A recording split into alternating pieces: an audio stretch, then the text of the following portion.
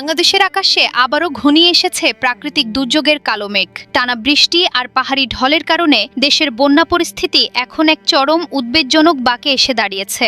বিশেষ করে আগামী ২৪ থেকে ৭২ ঘণ্টা দেশের বেশ কয়েকটি জেলার জন্য এক বিশাল অগ্নিপরীক্ষা হতে যাচ্ছে। আজ সোমবার সকালে বাংলাদেশ পানি উন্নয়ন বোর্ডের বন্যা পূর্বাভাস ও সতর্কীকরণ কেন্দ্র থেকে দেশের সার্বিক বন্যা পরিস্থিতি নিয়ে এক অত্যন্ত গুরুত্বপূর্ণ এবং কড়া সতর্কবার্তা জারি করা হয়েছে। তাদের দেওয়া পূর্বাভাস অনুযায়ী আগামী ২৪ থেকে ৪৮ ঘণ্টার মধ্যে দেশের অন্তত ৯টি জেলায় চলমান স্বল্পমেয়াদী বন্যা পরিস্থিতির মারাত্মক অবনতি হতে পারে। এই ৯টি জেলার নদী সংলগ্ন নিম্নাঞ্চলে বসবাসকারী লাখো মানুষের রাতের ঘুম এখন পুরোপুরি হারাম হয়ে গেছে।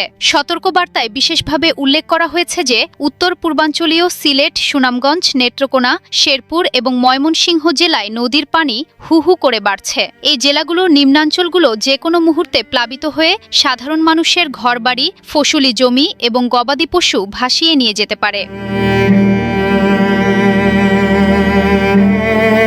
এদিকে শুধু উত্তর পূর্বাঞ্চলই নয়, এই বিপদের কালো ছায়া বিস্তৃত হয়েছে দেশের উত্তরাঞ্চলেও। নীলফামারী, লালমনিরহাট, রংপুর এবং কুড়িগ্রাম জেলার নদী সংলগ্ন নিম্নাঞ্চলগুলোতেও একটি স্বল্পমেয়াদী বন্যা পরিস্থিতির উদ্ভব হতে পারে অথবা বিদ্যমান পরিস্থিতির আরও অবনতি ঘটতে পারে। নদীগুলোর পানি যেভাবে পাগলা ঘোড়ার মতো ছুটে আসছে তাতে স্থানীয় প্রশাসন এবং সাধারণ মানুষকে এখনই সর্বোচ্চ প্রস্তুতি গ্রহণ করার জন্য তাগিদ দেওয়া হচ্ছে। তবে এই চরম হতাশার খবরের মাঝেও এটি স্বস্তির খবর দিয়েছে বন্যা পূর্বাভাস কেন্দ্র। তারা জানিয়েছে বৃহত্তর চট্টগ্রাম বিভাগের বন্যা পরিস্থিতি ধীরে ধীরে উন্নতি হচ্ছে। বিশেষ করে বান্দরবান, চট্টগ্রাম এবং কক্সবাজার জেলার সাঙ্গু ও মাতামুহুরী নদী সংলগ্ন নিম্নাঞ্চলগুলোতে পানি কমতে শুরু করেছে, যা ওই অঞ্চলের মানুষের মনে কিছুটা হলেও স্বস্তি ফিরিয়ে এনেছে। কিন্তু উত্তরাঞ্চল এবং উত্তর পূর্বাঞ্চলের মানুষদের জন্য আগামী ২ দিন আক্ষরিক অর্থেই এক চরম আতঙ্কের সময়। প্রকৃতির এই রুদ্ররোষ থেকে বাঁচতে এখন সবাইকে